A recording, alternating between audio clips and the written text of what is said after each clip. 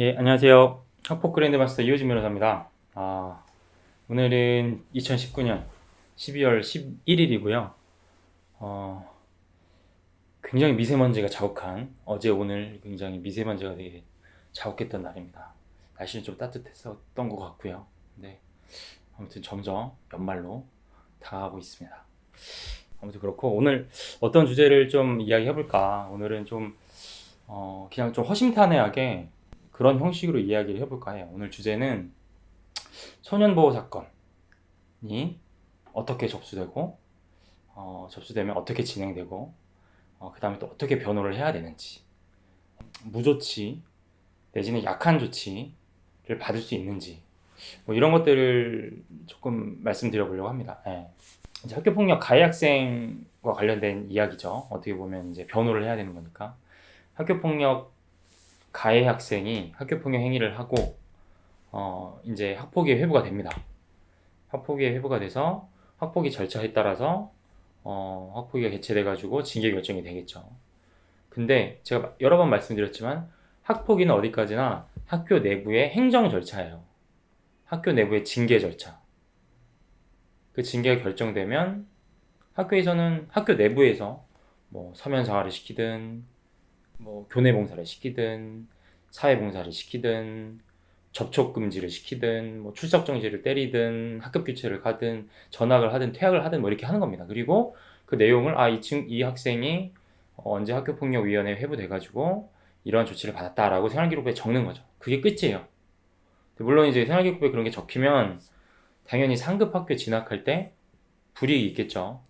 중학생 같은 뭐 초등학생 같은 경우에는 뭐 중학생 갈 때 약간 좀 지장이 있을 수 있고, 중학생 같은 경우는 고등학교 갈 때 지장이 있겠죠. 뭐 특목고나 이런 데 갈 때 지장이 당연히 있겠죠. 그 행정 절차면 끝이에요. 근데 피해 학생이 정말 너무 억울하고 이거는 그냥 학교 내 단순한 징계 절차로 끝내기엔 너무 화가 난다 하면은 형사 고소를 할 수 있는 거죠. 형사 고소가 되려면 당연히 형법상에 나와 있는 죄가 돼야 됩니다. 죄가 뭐 흔히 예를 들 수 있는 폭행, 학교에서 때렸다, 다음에 상해, 뭐 갈취, 돈 뺏었다. 학교에서 애들이 많이 할 수 있죠. 심부름 빵 셔틀 시켰다. 그러면 그건 강요죄입니다. 의무 없는 일을 하게 하는 거기 때문에. 명예훼손, 친구 막 뒷담화를 하고 다녔다. 하지도 않은 일 가지고 막 이야기를 하고 다녀서 정신적 충격 걸렸다. 명예훼손. 뭐 이런 것들이 다 학교 폭력에도 해당되고, 지금 제가 예를 든 거는 형법상의 처벌 조항도 있기 때문에 이걸 근거로 고소를 할 수 있는 겁니다. 경찰이나 검찰 수사기관에. 그러면 이제 고소장이 접수가 됩니다. 경찰에. 그러면 이제 소년 보호 사건으로 될 수 있는 첫 스타트 지점에 놓인 겁니다. 다 되는 건 아니에요. 미성년자라고. 그럼 형사 미성년자라는 게 있어요. 형사 미성년자는 만 14세 미만을 형사 미성년자라고 합니다. 형사 미성년자는 원칙적으로 일반 형사법 절차에 따라서 법정에 쓰지 않아요. 형사적인 책임이 없어요. 그래서 모두 다 소년보호 사건으로 회부가 됩니다. 그 다음에 만 14세 이상부터 만 19세 미만의 미성년자들, 학생들은 경찰에서 조사를 하고 그걸 검찰로 보냅니다. 검찰에서 이거를 만 14세 이상이죠. 그러니까 일반 형사 절차, 그러니까 성인과 같은 형사 절차를 밟을 수도 있는 나이가 된 거죠. 형사 미성년자 아니니까. 일반 형사 절차를 받을지, 아니면 미성년자니까 여러 가지 사정을 고려해서 그냥 소년 사건으로 빼서 소년 사건으로 처리를 할지 그 여부 결정을 검사가 합니다. 그리고 한 가지 예외적으로 아셔야 될 게, 그 성 관련된 사안으로 만약에 학폭이 접수가 됐으면 피해 학생이 가해 학생을 고소 안 해도 학교에서 수사기관에 알리게 돼 있어요. 신고를 하게 돼 있어요. 그러면 그냥 사건이 진행이 됩니다. 네, 성 관련된 사안. 어쨌든 고소가 접수가 되면 보통 2주 안에 연락이 올 겁니다. 어디 경찰서 여성청소년계 누구누구 수사관입니다. 지금 어떤 사안으로 신고가 접수가 됐으니까 조사받으러 나오세요. 어느가 괜찮으세요? 이렇게 연락이 올 거예요. 그러면 그때부터는 이제 피의자가 돼요. 피의자. 말 그대로 피의자 돼가지고 이제 신문조서 작성해야 되는 거예요. 그러면 이제 수사관님이랑 이제 약속을 잡고 미성년자이기 때문에 부모님이랑 같이 가야 됩니다. 처음에 가면 막 수사관님이 이렇게 들어오라고 해요. 그 굉장히 좁은 취조실이 있습니다. 컴퓨터 딱 달랑 하나 있고 의자 몇 개 있어요. 거기 딱 들어놓고 영상 녹화 뭐 이제 앞으로 할 건데 동의할 거냐, 그 다음에 뭐 피의자 권리관 해가지고 막 이렇게 종이 한 장 주면서 진술 거부할 거냐, 뭐 진술 고지권 뭐 이런 거 얘기해주고 그렇게 얘기를 합니다. 혼자 가면 좀 무서울 수 있어요. 부모님들도 그런데 많이 안 가보셨겠죠. 그래서 좀 분위기가 말은 되게 수사관님이, 특히 여청계 수사관님이라 유하게 해주는데 솔직히 되게 좀 살벌합니다. 가면은 이제 자리에 앉히고 뭐 그러한 피의자 권리에 대해서 고지를 해주고 이제 컴퓨터에 앉으셔가지고 진술서를 작성합니다. 네. 진술서는 보통 어떤 내용을 물어보냐면 이제 학교폭력 가해 사실에 그 요건 사실에 대해서 대부분 물어보는 거예요. 근데 요건 사실 잘 모르시잖아요, 그죠? 그러니까 그냥 있는 그대로 뭐 대답하고 오면 오겠지, 되겠지 라고 생각해서 가시면 솔직히 솔직하게 이야기한다고 다 좋은 게 아니거든요. 좀 전략적으로 접근하셔야 됩니다. 그래서 저는 솔직히 개인적으로 형사 고소까지 당했다고 하면 아무리 좀 경미한 사안이라고 하더라도 변호사님의 도움을 좀 받으시는 걸 추천을 드려요. 네. 자기가 유리하다고 생각하고 그다음에 솔직한 게 좋겠지라고 생각하고 하는 진술이 그게 다 기재가 되고요. 그게 뭐가 잘못된 건지 모르면 나중에 고칠 수 있는 시간 주거든요. 다 끝난 다음에. 근데 뭘 고쳐야 될지도 몰라요. 그러고 나서는 나 잘하고 왔어요. 그런데 나중에 결과가 안 좋으면 뭘 잘못했지? 막 이렇게 또 하게 되거든요. 그래서 저는 좀 이렇게 추천을 전문가랑 이왕이면은 하는 거를 추천을 드립니다. 예. 그 자리에서 잠깐만요.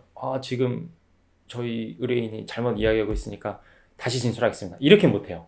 이렇게 못하는데 만약에 구성 요건에 맞지 않게 진술을 하면 그러니까 사전에 이미 약간 좀 이야기를 해주고 들어갑니다. 이렇게 진술하시는 게 좋고 거짓말을 하라는 건 아니지만 사실을 얘기해도 잘못 얘기하면 이게 또 구성 요건에 벗어날 수 있으니까 이미 그 경찰 조사 전에 좀 만나서 가이드라인을 잡아주고 들어가거든요. 근데 그런데도 만약에 소위 얘기해서 뻘소리를 하신다, 의뢰인 분이, 그러면 중간에 막을 수는 없지만 수사관한테 이야기를 합니다. 죄송한데 지금 화장실이 급해서 잠깐 좀 한 5분만 휴식하겠습니다.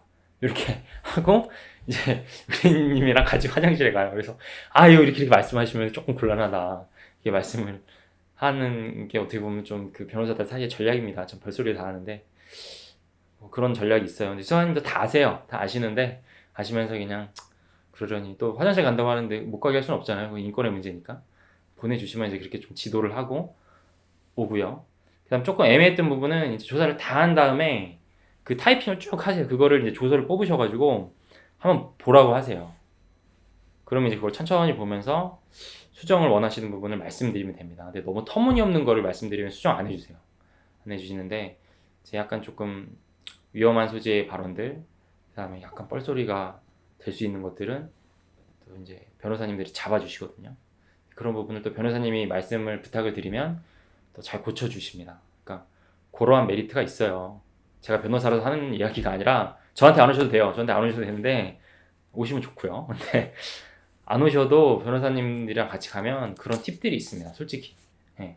아무래도 혼자 가서 진술하는 것보단 더 귀 기울여 주고요. 정말 말이 안 되는 이야기라도 한 번 더 생각해 주고요. 그런 편의를 많이 봐줘요. 좀 가능하면 선임을 하셔가지고 진행하시는 게 좋다. 가서 이제 조사 제가 이제 참여를 해보면 뭐 가벼운 사안 같으면 한 1시간 반? 요 정도 끝나기도 하는데 요새는 되게 수사님들이 꼼꼼하게 하세요. 그래가지고 막 사안이 막 많으면 많을수록 뭐 점점 질문의 양이 많아지거든요. 왜냐면 하나하나가 다 범죄 사실이기 때문에 그거를 다 체킹을 하려다 보면 3-4시간 할 때도 있고 뭐 그게 하루에 못 끝낼 것 같으면 2회, 3회 나눠서 할 때도 있습니다. 예.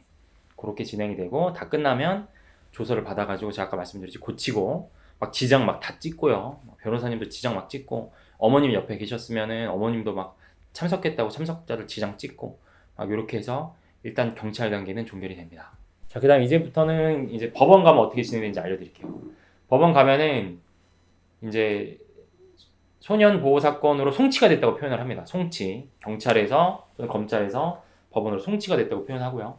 송치가 되면 사건 번호가 나와요. 그 다음에 이제 담당 재판부가 부여가 됩니다. 학교가 위치한 지역에 가정법원이 관할이 되고요.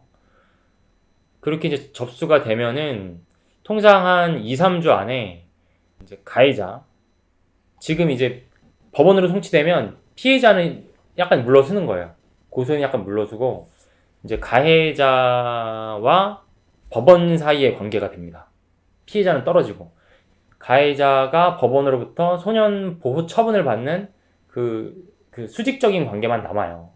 어떻게 보면 징계만 받는 게 되는 거고, 가해자 측 집으로 2, 3주 안에 소환장이 와요. 그럼 사건 번호도 적혀 있고, 어느 재판부인지도 적혀 있고, 뭐 거기 보면은 뭐 국선 무조인 선임할 수 있다 뭐 이런 내용이 적혀 있고, 그 다음 같이 첨부돼서 오는 게 심리 개시 결정이라고 해가지고 뭐 재판 날짜가 정해져서 나오는 경우가 있습니다. 네. 소환장이랑 심리 개시 결정이 주로 많이 와요. 그러면 그날 재판을 가는 거예요. 그 다음에 이제 심리 날이 되면 재판장에 가셔야 됩니다. 가면은 그 판사님 딱 계시고 부모님이랑 이제 같이 들어가면 돼요. 같이 들어가는데 판사님이 막 엄청 호통을 치실 겁니다. TV에서도 많이 보셨을 거예요. 소년 재판할 때 판사님들이 엄청 호통 치세요. 그래서 막 진짜 막 죽살아지게 혼나고 온다고 생각하시면 됩니다. 거기 가셔가지고요. 일단 무조건 잘못했다고 하셔야 돼요. 일단 소년 법정에서는 좀 잘못했다고 하셔야 되는데 만약에 거기서 막 내가 안 그랬다 막 무죄를 다투게 되면 일반 법정으로 갈 수도 있어요. 그래서 그런 것도 조금 조심해야 되고, 잘못하되 뭐 약간 좀 이런 부분에 있어서는 억울하다라는 정도의 취지여야지 내가 아예 무죄를 다툰다 이렇게 하면 좀 혼이 날 수 있습니다. 그리고 또 판사님께서 여러 가지 질문하는데 피해자와 화해가 잘 됐나, 합의 여부를 좀 물어볼 수도 있거든요.